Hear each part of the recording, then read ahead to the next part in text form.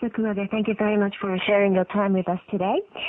So first of all, could you tell us the reasons why these two bills, namely the bill to protect personal information and the bill to defend human rights, were proposed? Personal Information Protection Bill was proposed first, so I'll explain about this first. Maybe including you, most of us have experience to receive dark mails from unknown companies. Yes. Yeah. This is caused by the fact that our personal information, including names, addresses, etc., are used without notifying us. Especially in this computer age, a large amount of personal data can be transferred almost instantly, as you know. But personal information is so important for any personality that we must prevent the bad uses. In Europe and the United States, they have already such laws to protect personal information. Japan is left a little bit behind in this field. This is the background for the government to have proposed a personal information bill. Yes, it is sometimes very scary to receive direct mails or even telephone calls, even though my telephone number is not listed in the phone book. And I would think, how did they get my number? How did they get my address? Mm-hmm. So I'm sure there's someone who did get my information from somewhere, but it's kind of scary. But could you explain about the outline of the bill to protect personal information? Yeah. The bill stipulates basic principles first in handling personal information and the duties of private enterprises that handle personal data. The bill requires all the people to make efforts to abide the 5 principles of basic principles. 5 principles? 5, yes. The 5 rules are like this. To make the purpose to use the information clear and not to use for other purposes. Second, to obtain information appropriately. Appropriately? To keep accuracy of the information. To prevent the leakage of the information. And last, to make the information transparent to its identified individual. The bill also stipulates the duties of those who make businesses using database of personal information. The enterprises that fail to fulfill the duties are subject to penalties. News media are exempted from the duties and penalties together with academic, religious, and political organizations. But media must abide by the basic principles. If they fail to abide, they may have disadvantages in civil suit. So the media organizations have been opposing to this bill, and what are the point at issue? Why are they opposing? Yeah, there are so many strong oppositions from the media organizations. For example, when a reporter is engaged in news coverage about a scandal of a politician, there are so many scandals of politicians in these days, the politician may require a reporter to show the information about him based on the basic principle of the bill. Of course, the reporter will reject. But such demands may affect the news coverage, which leads to the violation of the freedom of the press, news media are claiming. News organizations are made immune from the duties and penalties, as I told you, but what is the scope of the news organization? That is another question. News media say that the scope should not be decided only by the government. Does it include the freelance journalists or artists or novelists or something like that? But you just mentioned about the case of politicians, the coverage of politicians. I do feel it is important to protect the personal information of general public. But at the same time, the politicians they're public figures. They do have high profile, and people would like to know about themselves. And should we distinguish these public figures and individuals? There are such very powerful arguments. In the United States, surely the public figure or the personalities are distinguished from the private ones in this sense. And they say that the privacy of the public figures are limited compared with those of the private persons. So surely this is protecting to investigate the politicians' scandal, I think. Government itself, says that the bill does not intervene in the freedom of expression, and they have no intention to regulate news media. They say so. And opposition parties are against the bill. And many media organizations are issued the strongest protest against the bill. They say that the two bills open the way, including the Human Rights Bill, to intervene in the freedom of expression guaranteed by the Constitution.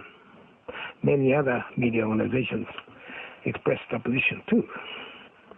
Well, now, you just mentioned about the privacy, so how about the bill to defend human rights? What is this all about? This bill stipulates remedy measures for those who suffer from unjust discrimination and abuse or cruelty, including sexual abuse also. It also stipulates remedy measures for the violation of human rights done by the news organizations.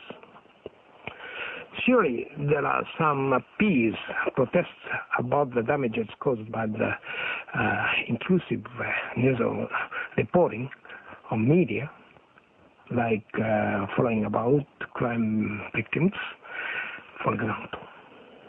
And the bill stipulates about the violation of human rights by news organizations like this. To repeat about privacy of a person unnecessarily and damage considerably the honor and the peace of persons. And second, to continue and repeat such conducts to those who have rejected to be interviewed, as following about an ambush and calling by phone or sending faxes, etc. To remedy people from such violations, the Human Rights Committee can recommend news media to stop the violation of human rights, including to stop the news reporting itself also. The bill requires, of course, the Human Rights Committee should consider the freedom of expression sufficiently. But it just says some words unnecessarily or considerably or continue or repeat, but who will decide the definition of these words? That is the point. Sure. So if it is decided by the government's judge only, so it should not be said fair. And the bill says that the judgment is first made by the Human Rights Committee, and this is the external body of Justice Ministry. And of course, finally, they have anyone have the right, to appeal to the court, of course. But anyway, the first, judgment was made by this Human Rights Committee. That is another problem. Yes, and so the media organizations are against the bill, and for example, newspaper companies, news agencies and broadcasters announced a joint statement against the bill. It said the bill may lead to the unjust interference in the news reporting by the government. So do you think this bill will lead eventually to the media control if it's going to be passed at the parliament? Yes, the media organizations are surely afraid about that. And the government itself says that the bill is not meant to stipulate new regulations on news reporting. The bill gives ample consideration to the freedom of speech and the press, of course. But surely, the media organizations are afraid that the interpretation of such words, like repeatedly or this considerably or something like that, that is done only by the government.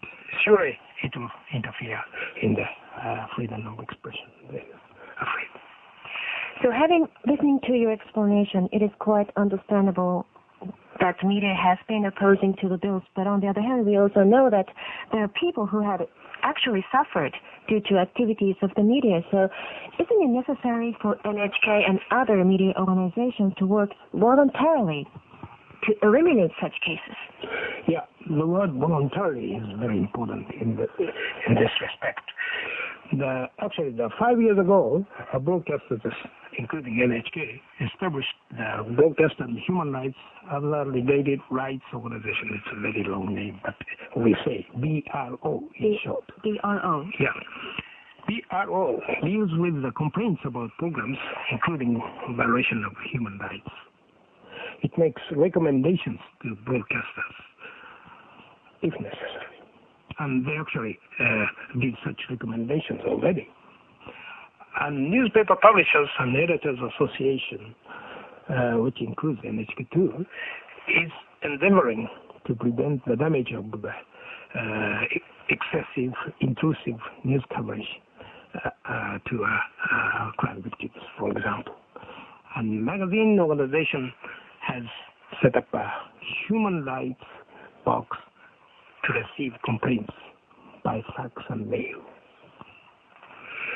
So, but even though it is true that such self-restraints by media are sometimes not enough, they are criticized, not enough, but they seem to be getting more and more effective than before, and media organizations are expected to strengthen their efforts for self-restraint, because this will surely make the basis of freedom of expression securer and securer. Professor, final question. What are the prospects for the current debate on the bills? What's going to happen? The two bills are now being debated in the related committees in the two houses of Diet.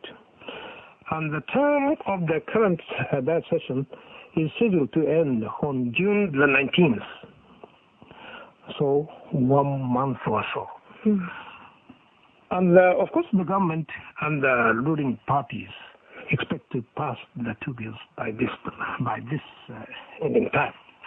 But there are demands to revise it, to revise them actually, to abandon the two bills or to put them in the continued deliberation in the next Diet session.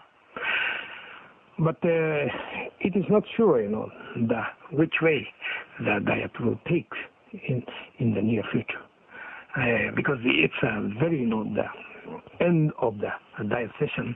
So there are so many, the important bills, which the government would like to pass. So the final judgment will depend on the relation with those bills too. And anyway, human rights and also the freedom of expression are so important for democratic society. Considering there are so many controversies about the two bills, we hope that members of the Diet will discuss the two bills thoroughly and thoroughly. And come up with a good solution. Yeah. Well, Professor, thank you very much for sharing your insights with us today.